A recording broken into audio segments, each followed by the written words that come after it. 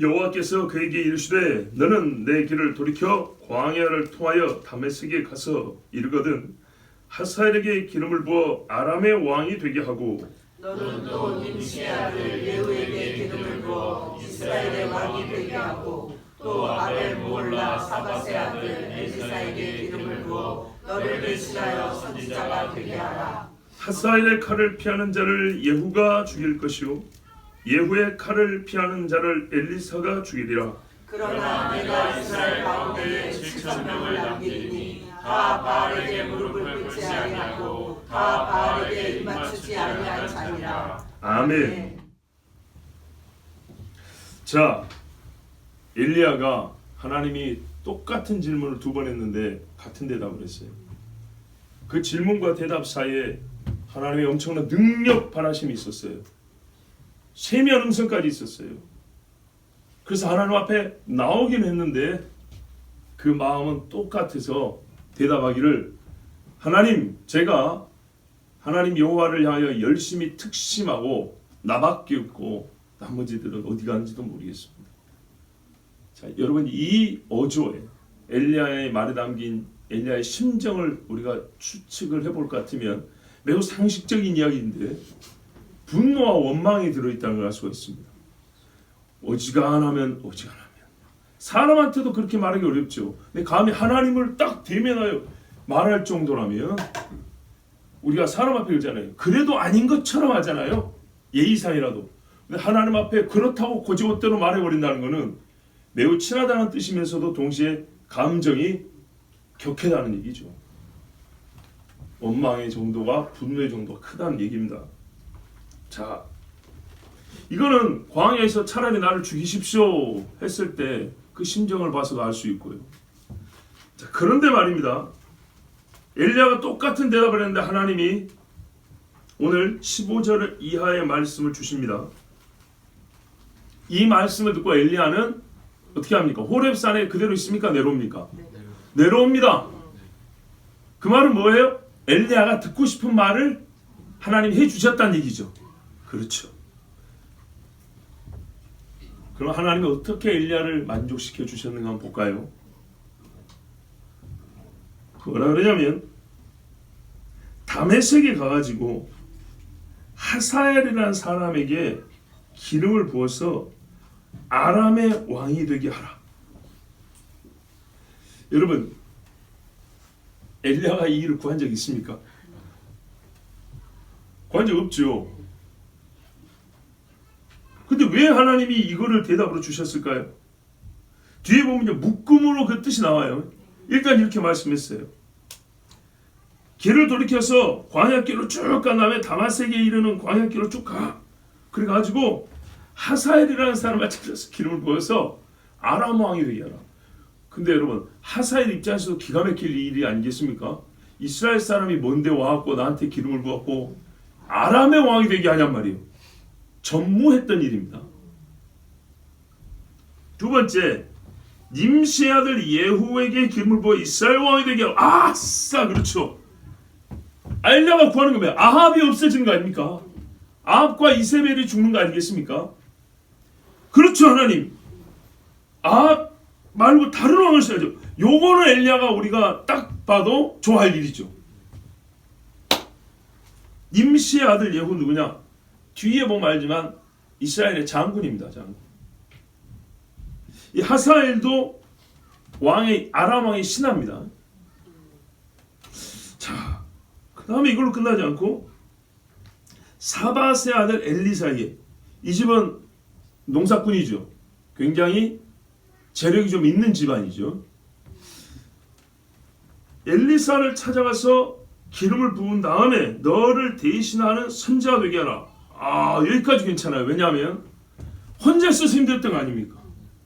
같이 하고 후계자를 세우니까 이거는 누구든지 좋아할 만한 일이죠. 두 번째, 세 번째는 엘리야가 마음에 들어할 이야기예요. 우리가 그냥 상식적으로 생각했을 때, 그렇죠, 이 보편적인 인간의 감정을 생각했을 때 첫 번째는 좀 의아하겠어요. 하나님이 왜 아람 왕을 세우라 그러지? 좀 궁금했겠죠. 그런데 두 번째, 세 번째가 너무 좋아요.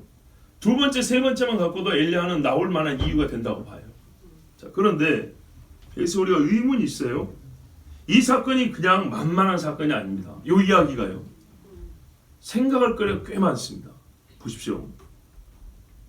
하나님이 기름 부어 세우는 사람은 누구누구가 있습니까? 어떤 사람들입니까? 왕, 제사장, 선지자? 왕, 제사장, 선지자 왜 말 안 하세요? 본 적 없죠? 우리가 의뢰의 왕, 제사장, 선지자 그랬는데 가만 생각해 보면 선지자한테 기름 부어서 세운 적 한 번도 없어요. 여기가 처음이에요. 엘리야가 신학적 질문을 안 해요. 하나님 무슨 선지자를 기름 부어 세웁니까? 하나님이 그냥 영감으로 딱 불러버리지. 누가 아모스에게 기름을 부었어요? 누가 이사야한테 기름을 부었냐고. 본래 제사장 집안이니까 기름 부음 받았을 수 있지만은 이거는 임직할 때 받는 거고, 예레미야같이 제사장 집안에서 태어났다서 그냥 기름 부음 받는 게 아니에요. 제사장 직분을 행할 때, 임직시할 때 기름 부음 받는 거지. 선지자 기름 부어서 받는 거 본 적 있으세요? 없습니다. 모세가 제일 훌륭한 선지자잖아요. 그 다음 선지자가 누구예요? 사실 여호수아라고 볼 수 있죠. 여호수아에게 기름 안 붓습니다. 그냥 안수합니다. 기름 붓는 거 안 해요. 근데 여기 보니까 하나님이 특이하게 말이에요. 이거 정말 특별한 사건인데 엘리사라는 사람을 기름 부어서 선지자 되게 해요. 그 다음에 왕한테 기름 붓는 것만, 다윗, 솔로몬 다 기름 부었죠. 그리고 하나님이 전통적으로 기름 부는 자는 제사장입니다. 왕은 이해가 돼요. 그런데 이방 왕한테 하나님이 기름을 붓습니까? 기름을 막 아무데나 부어버립니까? 아니죠. 이게 참 유별난 경우입니다. 이방 왕한테 기름 부어 왕으로 세운다. 이거 진짜 앞전에 없었던 이야기고, 선지자를 기름 부어서 세운다는 것도 처음 있는 일입니다. 자, 분명한 사실은 뭐예요? 우리가 있는 사실부터 보면 엘리야가 이런 처음 있는 일에 대하여 하나님께 질문을 안 합니다. 나 같으면 궁금해서 물어보겠는데 이 양반은 본인이 원했던 뭔가가 충족이 되니까 이런 생소한 일에 대하여 질문을 안 하고 그냥 넘어가 버립니다. 아니 보세요. 여러분도 궁금하잖아요. 그렇죠? 그럼 엘리야 정도 영성 있는 사람이 하나님 그동안에 안 했던 일을 하시는데 왜 이 사람들에게는 특별히 기름을 부으라 하는 겁니까? 라고 물어볼 법하다 이 말이죠. 안 물어봅니다. 자, 하나님이 쭉 이어서 이 세 사람을 기름 부어서 세우는 이유, 하실 일을 가르쳐 줍니다. 하사 17절 보세요. 하사엘의 칼을 피하는 자를 예후가 죽이고 예후의 칼을 피하는 자를 엘리사가 죽이리라. 우와. 자, 정리하면 이 세 사람 같은 사명으로 부름받았구만. 한 사람은 아람의 왕이고 한 사람이 이스라엘의 왕이고 또 한 사람은 왕도 아니고 선지자인데 이스라엘의 선지자죠.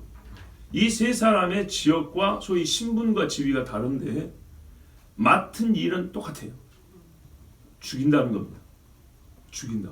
그럼 누구를 죽일까요? 하사엘과 예후는 왕들이니까 전쟁한다 치더라도 엘리사는요? 엘리사가 전쟁에 사람 죽인가요? 그런 거 아니죠. 범죄자인가요? 그것도 아니죠. 그럼 엘리사가 사람을 죽인다는 말은 어떤 말이 될까요? 죄인을 심판한다는 얘기겠죠. 그렇죠. 아니 엘리사가 왕이 아니고 군인이 아니라고요. 경찰도 아니고 판사도 아니에요. 선지자란 말이에요. 근데 선지자가 사람을 죽인다고 돼 있다고 지금. 그러면 이 세 사람들이 하는 사람 죽임의 성격을 왕들끼리 전쟁한 데서 그 성격을 찾으면 안 되고 엘리사하고 똑같은 삶을 봤으니까 엘리사를 기준으로 찾으면 금세 찾을 수 있다 이 말입니다. 엘리사가 누구를 죽게 하냐면 하나님의 대언의 명령을 받아서 죄인들을 심판하는 그런 의미에서 사람을 죽게 한다고요. 그렇죠. 그 말은 무슨 말이냐면 하나님이 지금 엘리야가 만족했다잖아요. 엘리야가 나라끼리 전쟁해서 사람도 죽는 걸 원했습니까? 그게 아니죠. 이세벨과 아합이 없어지는 걸 원하는 거예요. 왜? 그들이 이스라엘을 괴롭게 하는 자니까. 그들이 하나님의 나라를 바알의 나라가 되게 했으니까. 그러면 더하여 이 둘만 죽이면 될 건데 이 왕들까지 동원되고 보니까 꽤 많은 사람이 죽는다는 얘기 아닙니까? 그 무슨 말이에요? 이세벨류의 사람들이 죽는다는 얘기죠. 아합류의 사람들이 죽는다는 거예요.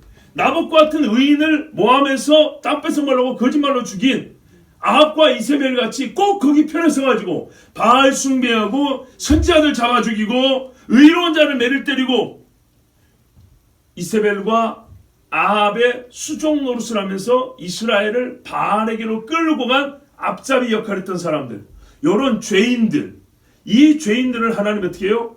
겉보기로는 전쟁을 통하여서든 왕의 형벌을 통하여서든 선지자의 심판의 성공을 통하여서든 어떻게 한다고요? 다 죽인다고 말이에요. 자, 그런데 이 말을 듣고 엘리야가 내려갔다는 얘기죠. 그럼 엘리야가 뭘 원했다는 거죠? 바로 이걸 원했다는 거예요. 사람 죽인 걸 원했다. 이야, 이 사람이 피 흘리기를 좋아하는 그런 인간이야. 이렇게 보시면 안 되고요. 지금 보세요. 의인들이 죽어갔어요. 음녀 바벨론 왔더니 성도들의 피가 흥건하였더라. 그래서 하나님이 음녀 바벨론을 치니까는 하늘에 있는 천사와 성도들이 말해요. 할렐루야. 하나님이 이렇게 심판하시니 의로우시도소이다. 엘리야가 원하는 건 그거예요. 지금 이 땅이요, 이스라엘이라는 이름만 남았지 바알 국가가 되어버렸어요. 바알 국가. 이스라엘 민족이라는 이름만 남았지 아브라함을 잊은 지도 오래고 모세 잊어버린 지도 오래고 성전이 지척에 있어도 가고 싶은 마음도 없는 나라가 됐어요. 그럼 어떻게 해야 되죠? 모든 사람이 돌이키면 좋겠지만 모든 사람을 다 죽일 수는 없죠. 하나님께서 남겨둔 사람 있죠? 이 사람들을 살려야겠죠? 그래서요, 가장 이 악한 것에 우두머리 된 사람, 고라와 함께 뜻을 모은 사람의 백성의 수는 수만입니다. 많으면 수십만입니다. 그런데 그 중에 하나님이 어떻게 해요? 고라와 그 수장 노릇했던 몇 사람 집만 죽였어요. 왜? 나머지를 다 죽이지는 수는 없었어요. 하나님의 인자와 긍휼이 많으시니까. 그러면 엘리야는요, 의인으로서 하나님 나 좀 알아주세요 정도가 아니고요, 의인이 죽임을 당하고 도망다녀야 하고 하나님을 섬기는 사람들이 수욕을 당하고 부끄러움을 당하는 이 나라가 다시 원래 여호와를 경외하는 나라, 하나님을 섬기는 자들이 존경받는 나라로 바뀌려면 어떻게 해요? 의인만 높여서 되는 게 아니고요, 악인이 없어져야 되는 거예요. 시편에 반복한 말이지, 악인이 없어져야 되는 거예요. 근데 이런 말씀하세요. 너무 걱정하지 마. 어느 날 갑자기 보면 없을 거라고. 찾아봐도 없을 거라. 옛날에 조상들이 하나님 앞에 기도하며 시를 썼던 그대로 엘리야가 지금 그토록 원하는 걸 오늘 한 방에 다 듣게 된 거예요. 얼마나 하나님이 확실하게 심판해 주냐면 이 세 사람이 순차적으로 해서 다 죽여준다잖아요. 그렇지 않아도 합니다. 하나님은 반드시 악인을 심판하고 의인을 상을 줍니다. 반드시. 그런데요, 엘리야가 지금 요구할 요때에 하나님은 그렇게 하시겠다는 뜻을 갖고 있었다, 하겠다는 뜻을 갖고 있었다는 것을 엘리야에게 공개를 해줍니다. 그리고 약속을 해줍니다. 구체적으로 누구를 통하여 할 것까지 말씀해 줍니다. 요 정도 되면 엘리야 정도 믿음 있는 사람 어떻게 해요? 아멘이죠. 다른 증거가 필요 없죠. 내가 누구 이름까지 불러서 이렇게 하겠다면 아, 하나님이 하신다. 됐습니다. 이제 그 정도면 됐습니다. 하나님 꼭 해줘야 됩니다. 이제 내려갑니다. 여러분, 내려간 겁니다. 예, 여러분, 이스라엘이 돌아오는 것만 원한 게 아니고요, 이스라엘이 이렇게 악하고 하나님을 떠나게 만든 죄인들을 공의로 심판해 줄 것을 원했던 거예요. 이들이 심판을 받으면 어떻게 해요? 의인들이 다시 일어날 거 아니겠습니까? 다시 하나님의 말씀을 가르치는 자가 있을 것이고 배우는 자가 있을 것이고 언약을 다시 갱신하자는 사람이 있을 거 아니겠습니까? 자, 그래서 이 악인들을 사형 집행하는 자로서 하나님이 세 사람을 세워서 공의 같은 사역으로서 기름을 붓는다는 거예요. 기름 부었다는 거요? 확정이죠. 반드시 내가 고레스에게 기름을 부은 것처럼 여기 하사엘 가든 이방인이 이스라엘의 선지자 엘리사와 지금 동격으로 쓰였다는 건 뭐예요? 반드시 그렇게 한다는 얘기입니다. 정말 특별히 하나님이 진짜 꼭 이 일을 하겠다고, 맞다 그래 이게 내 공의에 맞다고 이거를 확정적으로 보여준 겁니다. 자, 그래서 엘리야가 이제 마음의 만족을 얻고 내려가게 됐습니다. 아, 요 사람들을 내가 준비시킬 수 있게 됐구나. 그리고 하나님이 이들을 통하여 악인을 벌하시는 일을 이제 곧 하시겠구나. 그리고 어떻게 해요? 이 백성이 여호와를 아는 길로 돌아올 수 있겠구나. 이런 기대할 수 있죠. 그렇죠. 아합과 이세벨만 죽어도 얼마나 다른 나라가 됩니까? 그런데 여러분, 제가 여기서 또 하나의 의문이 드는 것을 숨길 수가 없습니다. 그게 뭐냐면, 이렇게 원하는 일을 하나님으로부터 약속을 받았잖아요. 그렇죠? 그리고 만족해서 내려갔잖아요. 근데 안 해요, 엘리야가. 이것도 뭔 소리래요? 내려갔다는 것은 만족하고 예스라는 얘기인데 엘리야 같은 선지자가 내려가서 이걸 안 한다니까요. 나는 이게 정말 궁금했어요. 우리가 바로 이어지는 말씀 보면 엘리사한테 가서 기름을 붓는데요. 그랬죠? 순종한 거 아닙니까? 그죠? 그러면요, 순서대로 하면 하사엘한테 먼저 가라 그랬잖아요. 근데 왜 하사엘한테 안 가고 엘리사한테 갑니까? 이게 왜 그러냐면요, 하사엘한테 갈 마음이 없어서 그래요. 그 다음에 예후한테 기름을 엘리야가 부었습니까? 아닙니다. 정말 놀랍게 하사엘이 기름 부은 분을 받는 건 언제 이야기냐? 열왕기 하 8장에 가야 됩니다. 아합이 죽고 그 아들 시대에 가서야 아람 왕이 되라고 하사엘이 기름 부음을 받습니다. 그러면 그때 되면 언제 여기 엘리야도 승천하고 엘리사가 자기 제자 하나 불러가지고 뭐냐면 저기 아람에 가가지고 요로이라는 사람 만난 그 사람이 하사엘이야. 그 사람한테 기름 붓고, 아니다, 본인이 직접 했던가? 맞아, 본인이 직접 했어. 본인이. 열왕기 하 8장에 보면 이제 그 예후를 종을 보냈고, 하사엘은 어떻게 하냐면 열왕기 8장에 보면, 여러분 찾아볼까요? 8장 7절 보십시오. 8장 7절 보면 열왕기 하입니다. 엘리사가 아람의 다메섹으로 한번 올라가는 일이 있습니다.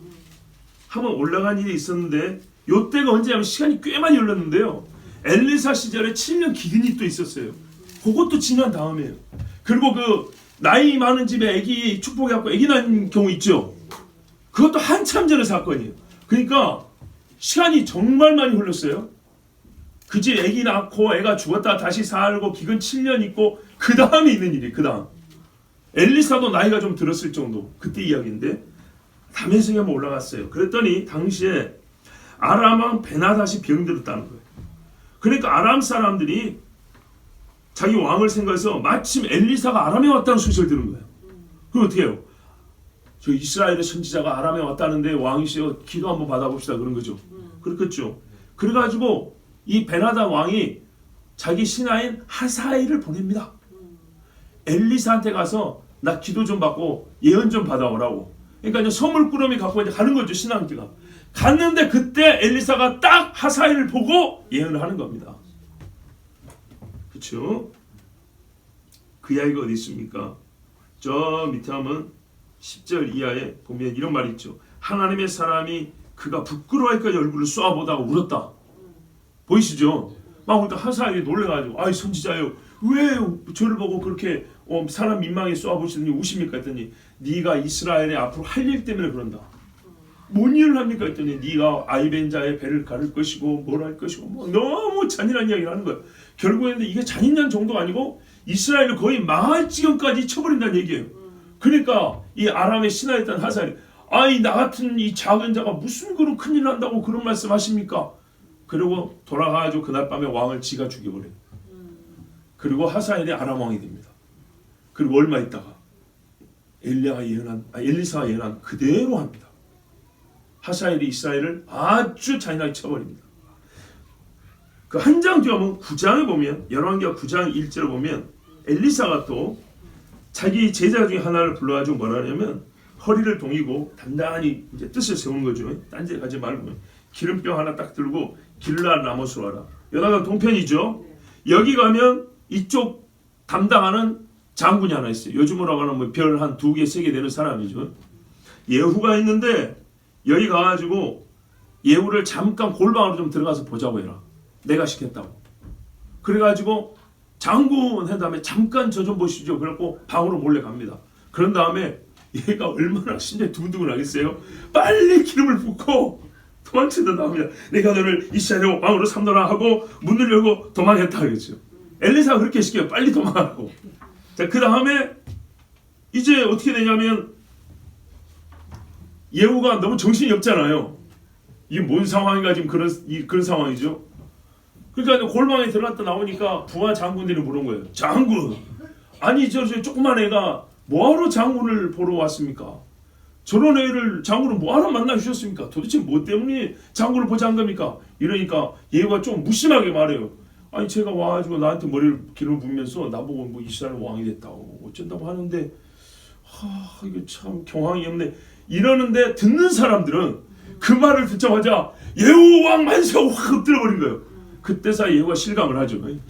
그러고 나서 바로 이스라엘을 치러 갑니다.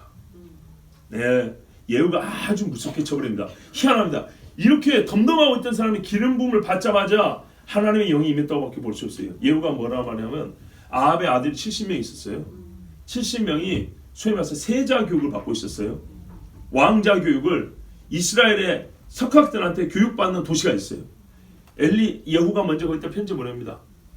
너희 왕, 그러니까 아합이죠. 아합의 아들 70명을 지금 교육을 시키고 있는데 그 중에 제일 똑똑한 놈 있지?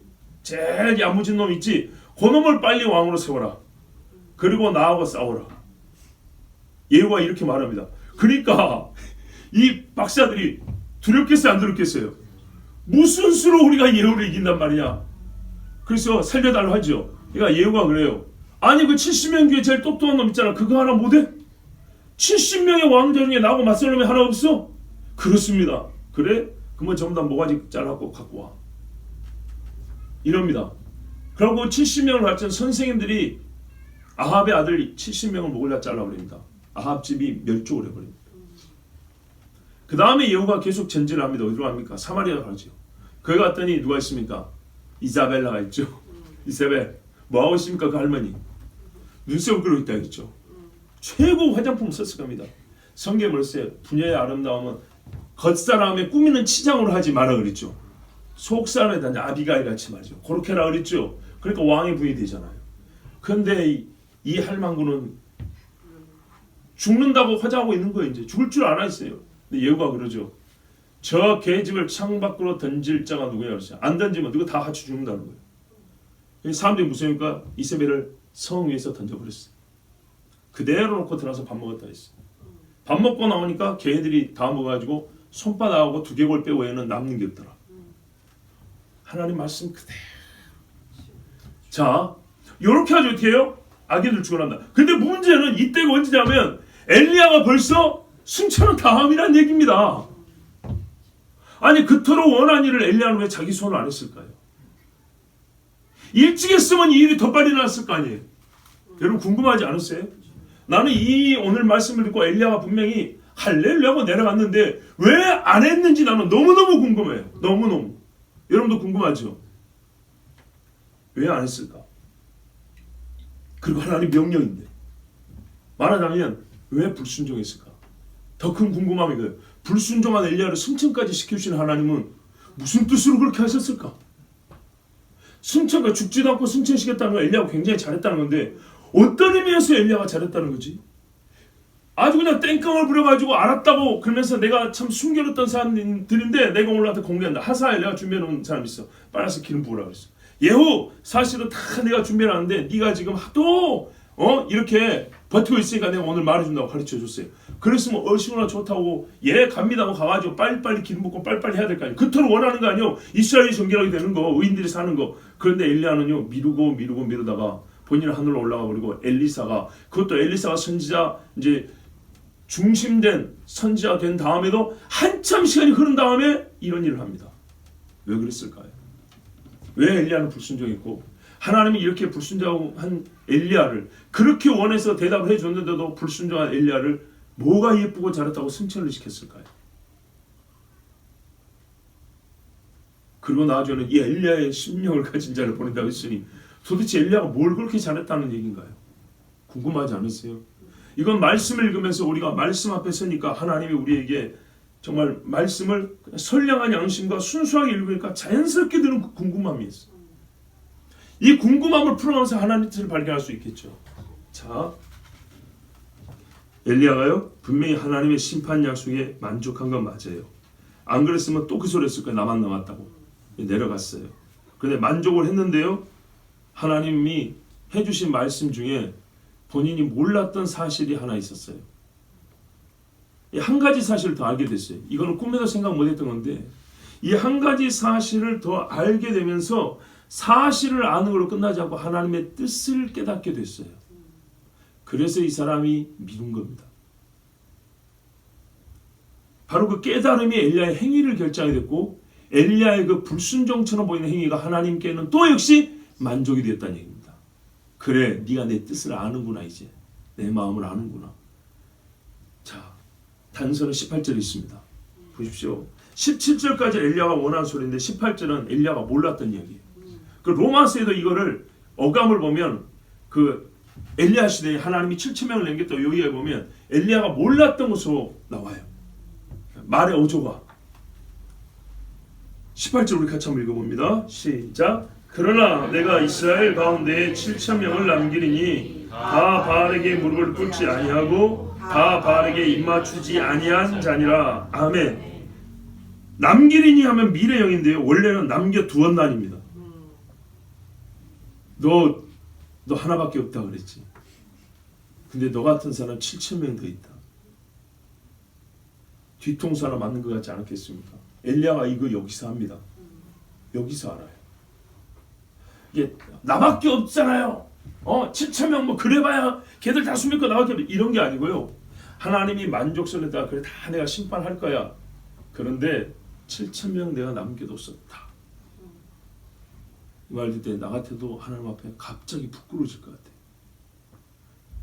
사람이 아무리 훌륭해도 예수님 말했어요. 무익한 종이라 마땅히 해야 할 일을 했을 뿐입니다. 이렇게 대답하라고 그랬죠. 근데 엘리야는 훌륭한 것까지 인정을 하긴 하겠는데 말해도 꼭 뭐라고 나밖에 없다 그랬잖아요. 하나님이 그 마음 다 알고 있는데 제 입으로 하는 말이 나는 특심이 있어가지고 이렇게 말해버렸잖아요. 근데 얼마나 이거 참 하나님 앞에 염치 없게 됐어요. 야, 바알에게 무릎 꿇지 않고 입맞춰야 하는 목숨 걸어야 되는데 그런 사람 7,000명이나 있다. 그러니까 7,000명 얼마 안 돼요. 이스라엘 전체 인구에 뭐 전체가 다 배도했어요. 근데 7,000명은 굉장히 어렵게 남았다는 얘기고 이 사람들은 믿음을 지켰다는 얘기인데, 근데 더 중요한 게 뭐냐? 내가 남겨두었다 그랬어요. 너는 이대로 하면 이 나라 다 끝난다고 생각하고 다 죽었다고 이제 빨리 막 조치해야 된다 그랬지. 내가 이미 조치해놔서 7,000명 내가 그 사람들만 믿음 좋은 게 아니고 내가 남겨두었으니까 남은 사람들 7,000명 있어. 이렇게 말했어. 이야, 하나님은요 엘리야의 속을 아시고 그 원함을 풀어주시면서 끝으로 엘리야로 깨닫게 하려고 지금 엘리야에게 가르쳐 주시려고 엘리야가 좀 성장해야 되지 않겠습니까? 선지자. 그래서 이 말씀하셨어요. 엘리야는 잘못 알고 있었던 겁니다. 이제야 하나님이 하시는 일을 이해할 수 있었습니다. 이게 무슨 말이냐면, 봐보세요 여러분, 성경은 성경으로 해석한다는 게 단어 대 단어로 대입해서 해석하는 게 아니고요, 신앙적 원리를 보는 겁니다. 소돔과 고모라를 하나님이 치려고 그랬습니다. 아브라함이 뭐라 그랬죠? 소돔성에 의인 50 있으면 공의로 심판하시는 이가 의인과 악인을 같이 멸하심은 의롭지 아니한 것이 아닙니까? 하나님이 맞다 그랬어요. 맞다. 의로운 자는 의로운 대로, 불의한 자는 불의한 대로 해야지. 그러니까는 아브라함이 뭐라 하냐면 됐다 했어. 한 50명 의인이 있으면 어떻게 했습니까? 그 큰 성에 50명이면 별거 아니잖아요. 그래? 네가 원하기도 하니 내가 50명 의인이 있으면 용서해 주마. 근데 자신이 없어. 그래서 몇 명까지 내려갔어요? 10명까지 내려갔죠. 그 밑으로는 아무리 생각해도 아브라함도 너무 이거는 미안하고 정말 사람이 할 소리가 아닌 것 같아요. 그래서 10명까지 갔어요. 그런데 보세요. 여기까지 보세요. 10명까지 있으면 하나님 어떤다고 했어요? 멸하지 않는다 했죠. 연계해준다는 얘기예요. 10명. 한 성에 10명이라면 한 성에 10명.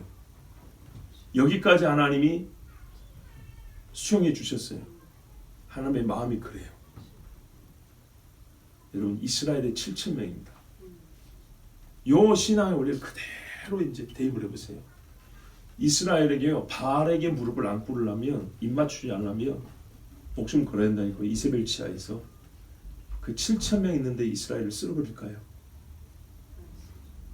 엘리야 눈에는 7,000명이 안 보여요.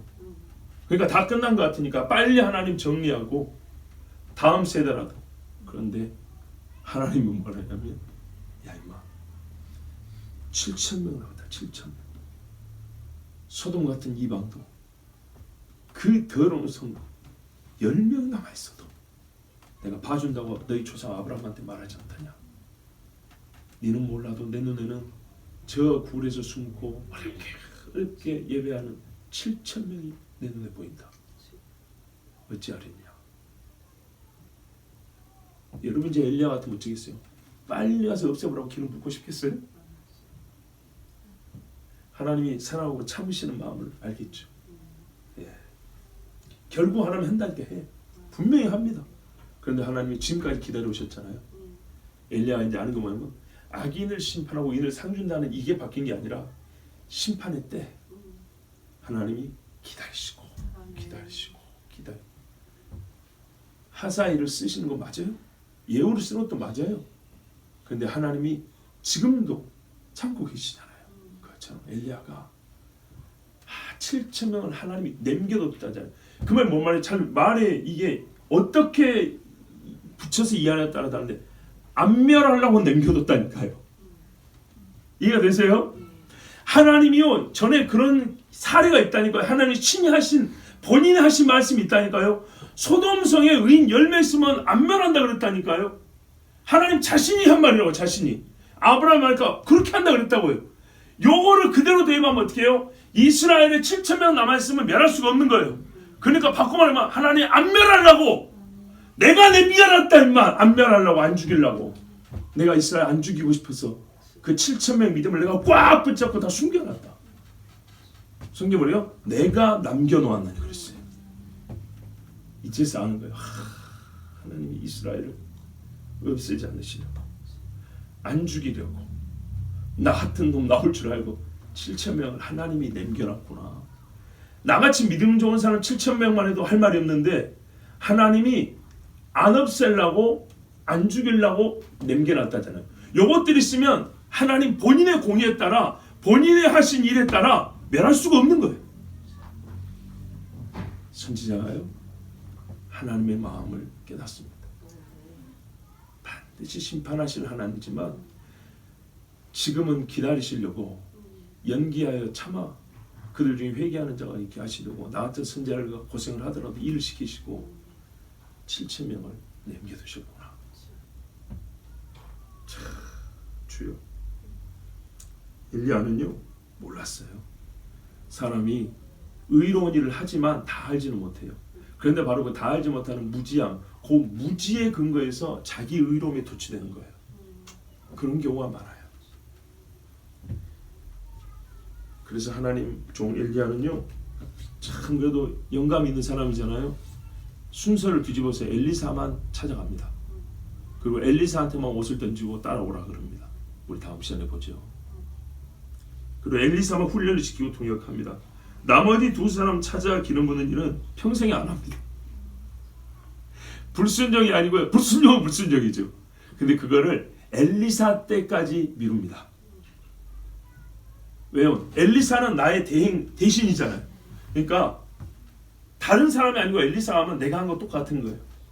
다만 순종하지만 때를 미룬 거예요. 때를. 이렇게 해서 엘리사가 하게 합니다. 자, 엘리야가 알았어요. 그리고 엘리사한테 가르쳐줬겠죠.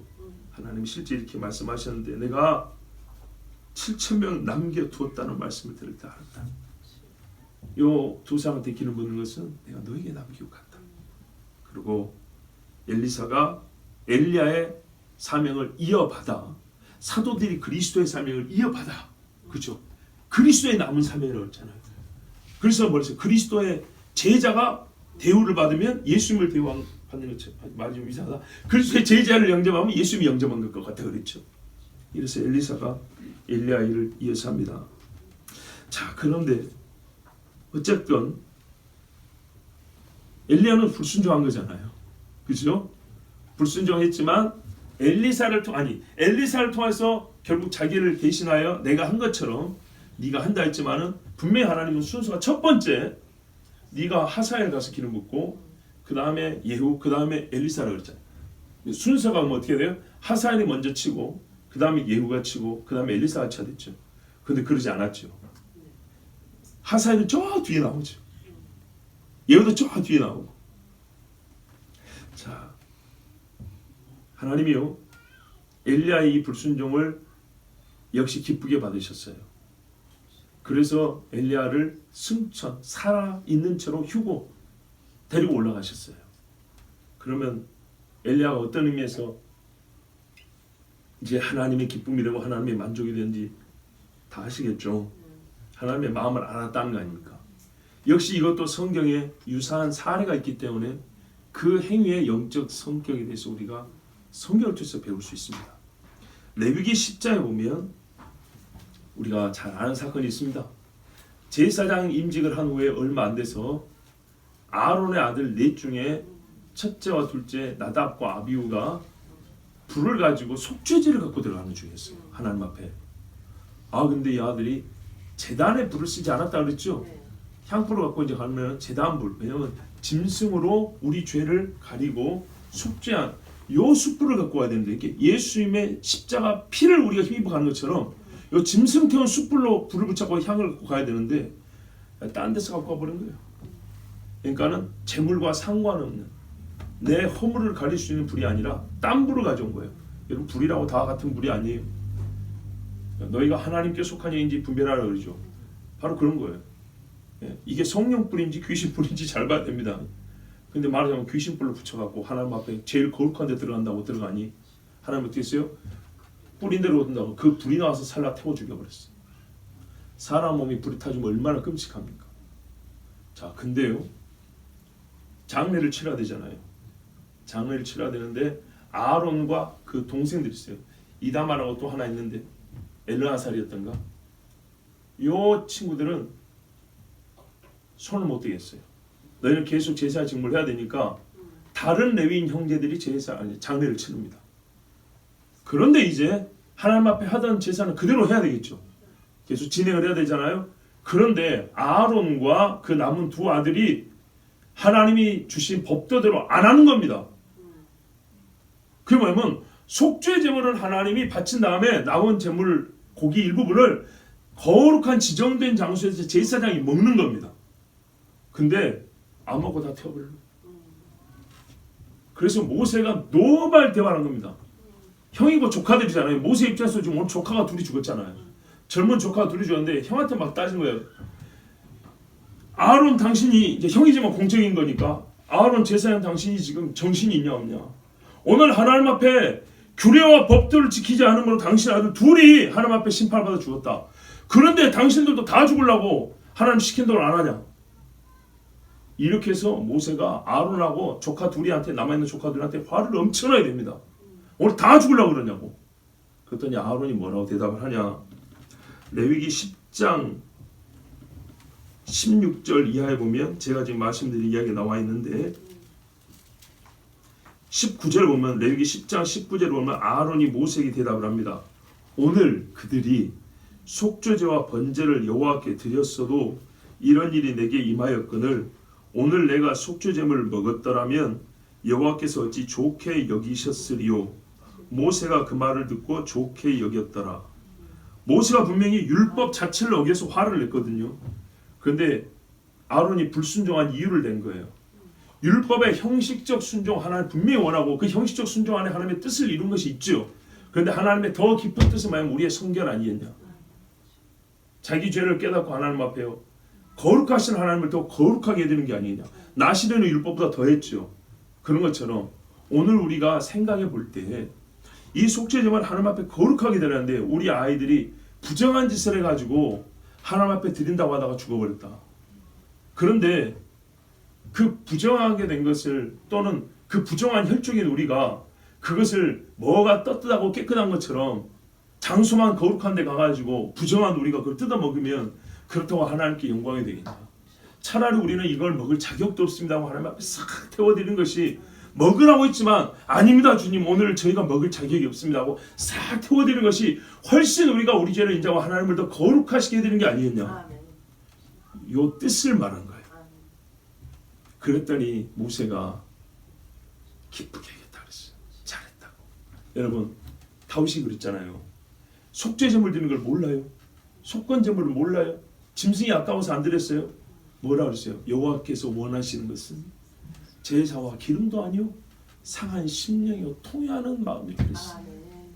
그것을 알았으므로 내가 주님 앞에 엎드려 통곡하며 내 죄를 자복하나이다 그랬어요. 아멘.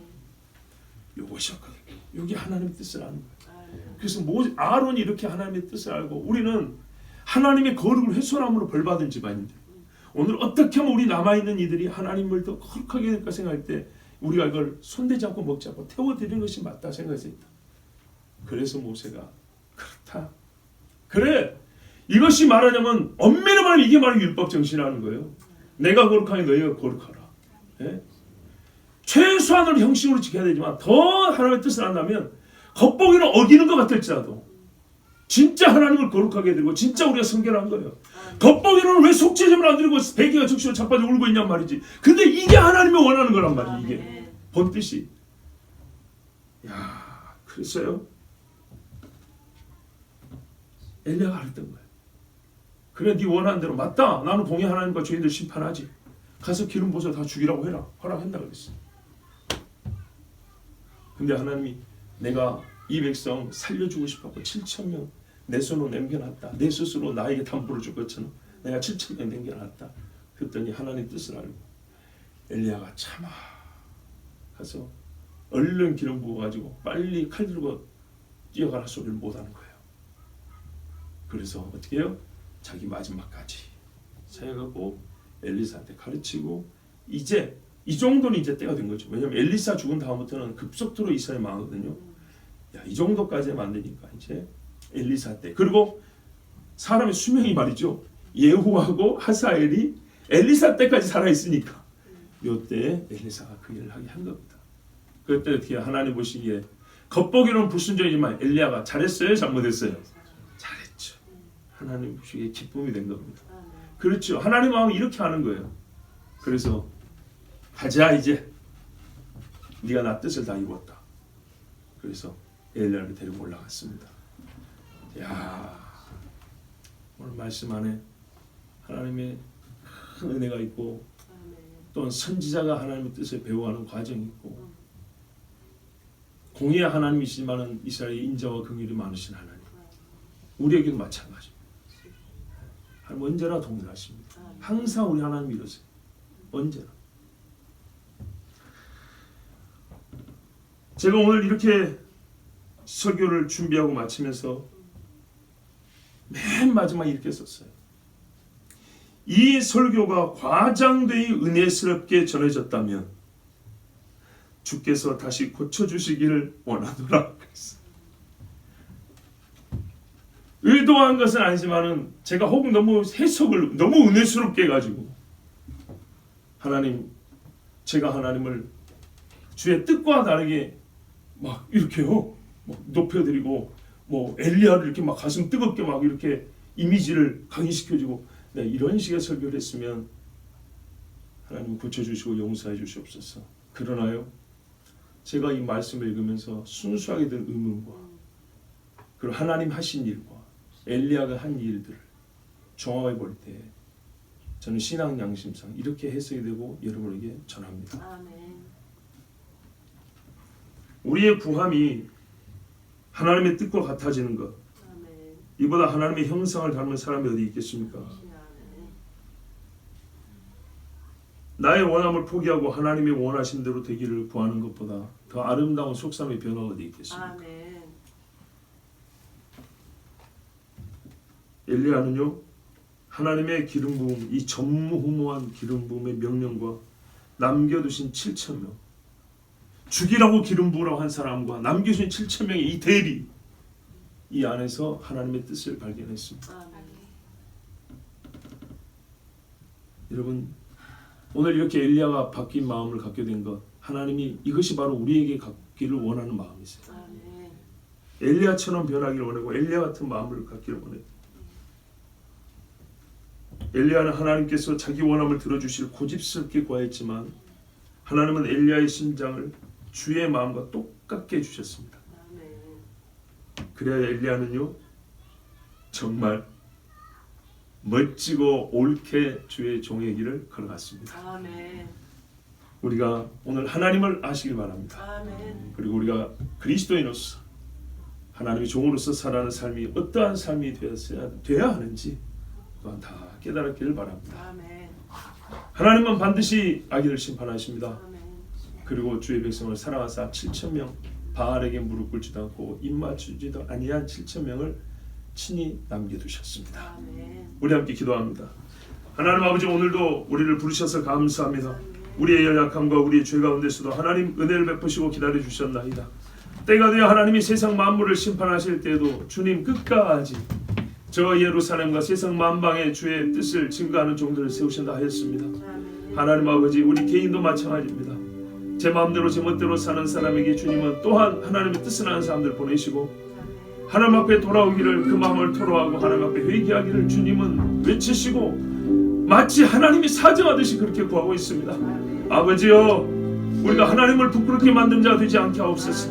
내가 하나님 앞에 부끄러워지면 그것이 오히려 사는 길입니다. 주여, 주님 앞에 회개하는 백성이 되게 하옵시고 인자와 긍휼이 마시는 하나님을 알고 주님을 찬송하고 진짜 엎드려 주님 앞에 통회하면서 주님 앞에 큰 감사의 절을 올릴 수 있는 하나님의 백성들이 되게 하여 주시옵소서. 영화의 마음을 품은 종들이 되게 하옵소서. 주여, 몸을 기도합니다. 주여.